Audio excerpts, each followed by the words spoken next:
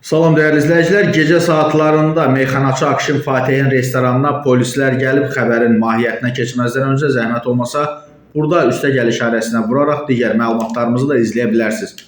Polis əməkdaşları tərəfindən məişət səs-küyü ilə bağlı paytaxt sakinlərindən daxil olan çoxsaylı şikayətlər əsasında nəzarət profilaktik tədbirləri davam etdirilir. Bu istiqamətdə Nərimanov rayon polis idarəsinin əməkdaşları tərəfindən gecə saatlarında rayon ərazisində müxtəlif ünvanlarda fəaliyyət göstərən kafe, restoran, əyləncə mərkəzləri və digər ictimai yaşayış obyektlərinə baxış keçirilib. Nəticədə bir neçə restoranın saat 12-dən sonra məişət səs-küyü ilə bağlı mövcud olan qanunvericiliyin tələblərini kobud surətdə pozduğu aşkar edilib. Sözügedən ictimai yaşayış obyektlərində yüksək səsli musiqinin yayımı dayandırılıb, obyekt sahibləri ilə profilaktik söhbətlər aparılıb. Həmin şəxslər barəsində inzibati protokollar tərtib edilib. Bu cür hallar təkrarlanacağı təqdirdə daha sərt tədbirlərin görüləcəyi də onların diqqətinə çatdırılıb. Bildirilib ki, polis əməkdaşları tərəfindən paytaxt ərazisində məişət səs-küyü ilə bağlı nəzarət profilaktik tədbirləri bundan sonra da